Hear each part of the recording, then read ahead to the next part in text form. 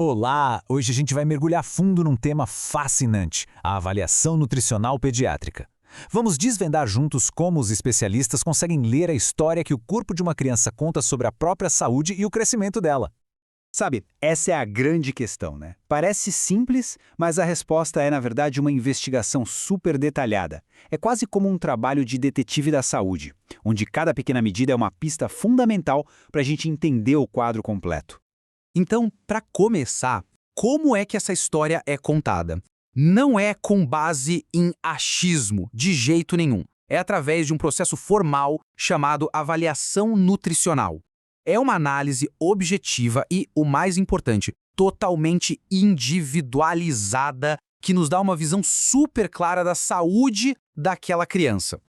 E a base de tudo isso é uma ciência chamada antropometria, que nada mais é do que a ciência das medidas do corpo. Pensa nela como o kit de ferramentas essencial que os profissionais usam, focado nessas medições físicas, para coletar os primeiros dados que são vitais.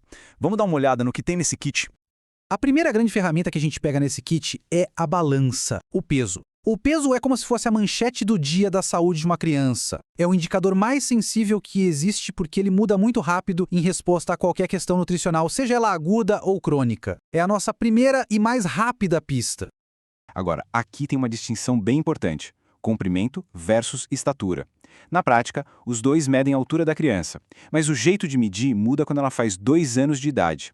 E ao contrário do peso, que é a manchete do dia, essa medida aqui é como se fosse a biografia de longo prazo da criança, refletindo todo o histórico nutricional dela.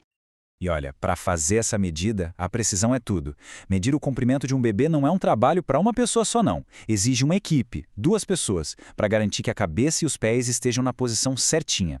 Só assim para a gente ter uma medida exata e confiável. E essa medida, o perímetro cefálico, vai muito além de saber o tamanho do chapéu, viu? Medido até os 3 anos, ele é um indicador vital do crescimento do cérebro. E tem um detalhe aqui que é impressionante. Em casos de desnutrição, essa é a última medida a ser afetada. Isso mostra o quanto o corpo prioriza, acima de tudo, o desenvolvimento cerebral. Ok, então a gente já coletou os números: peso, altura, perímetro cefálico. Mas e aí? Esses números, sozinhos, são só pontos no mapa. A verdadeira mágica acontece quando a gente começa a conectar esses pontos e a traçar a jornada de crescimento da criança ao longo do tempo. É exatamente como diz a frase. Uma única medida é só uma foto, um momento. Mas quando a gente plota essas medidas num gráfico de crescimento, aí a gente transforma números parados em uma história dinâmica. A gente consegue ver a trajetória, a velocidade, o padrão de desenvolvimento da criança. A história ganha vida. Então, o segredo é saber ler o que essas curvas dizem. Cada combinação de medidas, cada índice, revela uma parte diferente da história. O peso para a idade nos dá uma visão geral. A estatura para a idade pode indicar problemas crônicos. Já o peso para a estatura mostra questões agudas, de agora. E o famoso IMC para a idade é a nossa ferramenta para rastrear risco de sobrepeso e obesidade. Só que, claro, na pediatria não existe uma fórmula que sirva para todo mundo. Aquele kit de ferramentas padrão é ótimo, mas ele não funciona para todas as crianças. Às vezes, os especialistas precisam de instrumentos um pouco diferentes para conseguir entender jornadas de crescimento que são únicas. E essa é a pergunta-chave, né? Crianças com certas condições de saúde têm seus próprios padrões de crescimento. Usar um gráfico padrão para elas seria a mesma coisa que usar um mapa errado para tentar chegar a um destino. Não vai dar certo. Por exemplo, no caso de crianças com paralisia cerebral, a avaliação é feita com gráficos específicos que levam em conta o nível de função motora delas, o GMFCS. E se for muito difícil medir a altura da forma tradicional, os especialistas conseguem estimar com precisão medindo partes do corpo, como o braço ou a perna. E a mesma lógica se aplica a crianças com síndrome de Down. Elas também têm seus próprios padrões de desenvolvimento. Por isso, o monitoramento é feito com gráficos de crescimento criados especialmente para elas. Isso garante que a avaliação seja justa e precisa, refletindo a trajetória de crescimento que é típica para elas.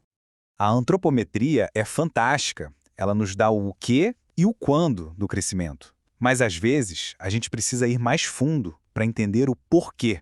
É aí que entram ferramentas de diagnóstico mais avançadas para completar esse quebra-cabeça. Um exame físico bem detalhado pode revelar sinais visíveis de alguma deficiência, seja na pele, no cabelo, nos olhos. Mas os exames de laboratório, esses são como um sistema de alerta super avançado. Eles conseguem detectar problemas como anemia ou falta de vitaminas antes mesmo de qualquer sintoma aparecer. E quando a gente fala de um ambiente hospitalar, a agilidade é tudo. Ferramentas como o Strong Kids são usadas para fazer uma triagem bem rápida. Em questão de minutos, a equipe avalia 4 pontos-chave: o impacto da doença atual, a aparência geral da criança, como ela tem comido e se houve perda de peso. Isso ajuda a identificar rapidinho quem está em alto risco de desnutrição para poder agir na hora. Bom, depois de ver todo esse processo, de medir, analisar, investigar, fica a pergunta: por que todo esse esforço? Por que tudo isso importa tanto? A resposta está no poder de perceber as coisas cedo. O porquê de todo esse trabalho é a chance de intervir na hora certa. E a resposta é muito clara. O objetivo final é a detecção e a intervenção precoce. Identificar qualquer risco nutricional o quanto antes permite que a ajuda chegue no momento certo. Isso não só ajuda a criança a voltar para o seu caminho de crescimento saudável, mas pode melhorar, e muito, os resultados clínicos e a saúde dela para o resto da vida. É sobre agir antes que um pequeno desvio se torne um grande problema. E tudo isso nos deixa com uma reflexão importante para o futuro. A ciência por trás dessas medições está sempre evoluindo, ficando cada vez melhor. O grande desafio, daqui para frente, é usar essas ferramentas cada vez mais precisas, não só para rastrear o crescimento, mas para realmente entender e apoiar a história de saúde única e individual de cada criança.